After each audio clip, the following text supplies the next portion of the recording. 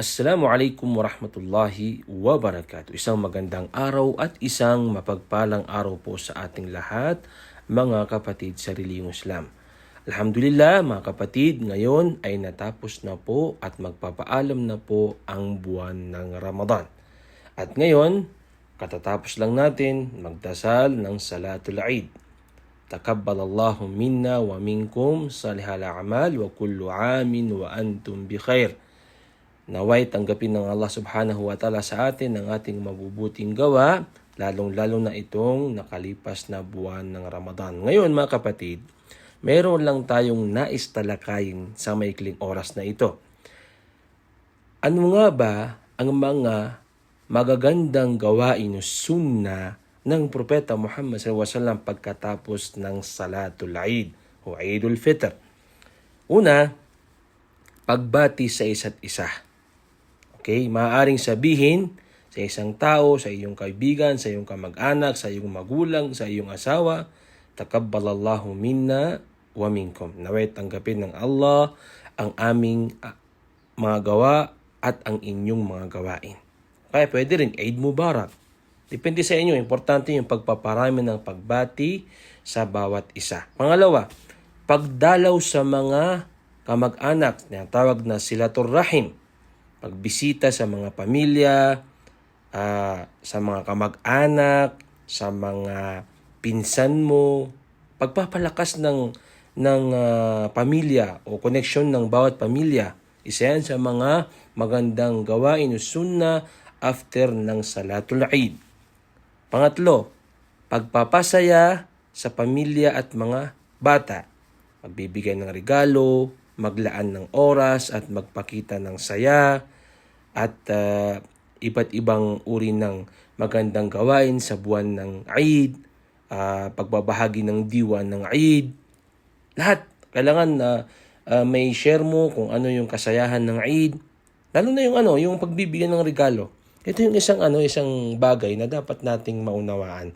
Sa mga ibang okasyon, halimbawa, yung mga haram na mga okasyon, mga birthday, kung ano man yan, nagbibigay tayo ng regalo sa mga kaibigan natin, sa mga kamag-anak natin, dito natin gawin, mga brothers in Islam, mga sisters in Islam, mga kapatid sa reliyong Islam. Dito ka magbigay ng regalo, di ba? Kasi sunnah, isang magandang gawain yun.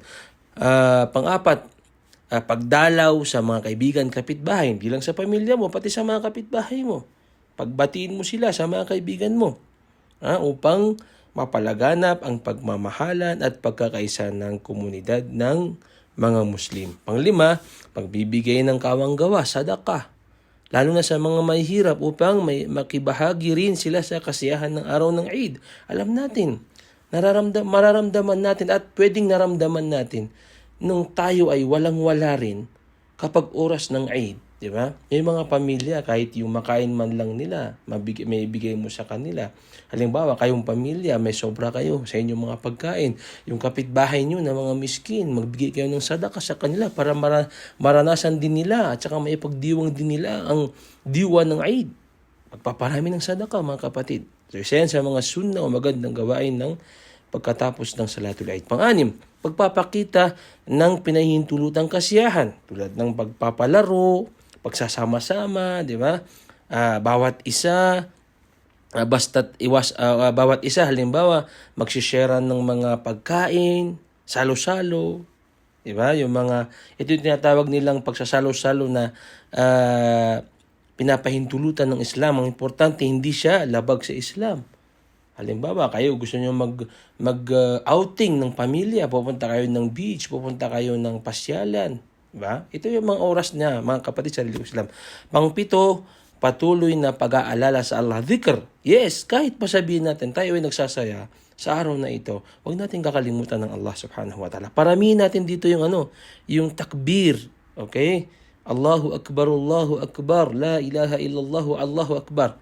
Pag-aalala kay Allah subhanahu wa ta'ala, pagpapasalamat, pagpuri sa Allah subhanahu wa ta'ala, alhamdulillah, Allahu Akbar, la ilaha illallah. Kahit pa nagpapakasaya tayo mga kapatid sa reliyong Islam. Siyempre, kabilang din dito, mga kapatid, yung pagpaparami ng pagkain at pag-inom ng mga inumin na halal. Okay? Dapat maliwanag yun. Pinagbabawal ang pag-ayuno sa araw na ito. Kaya kumain bilang tanda ng pagdiriwang at pagpapasalamat sa pagtatapos ng buwan ng Ramadan. Okay? At bilang panghuli, marami ito, pero bilang panghuli, mga kapatid sa reliyong Islam, ay yung paghingi ng tawad sa bawat isa. After ng Eid, humingi ka ng tawad sa iyong mga magulang, sa iyong asawa, sa iyong anak, sa iyong mga kaibigan, sa iyong mga pamilya, sa iyong mga kamag-anak, mga kapitbahay, kung sino man nakasalamuha mo.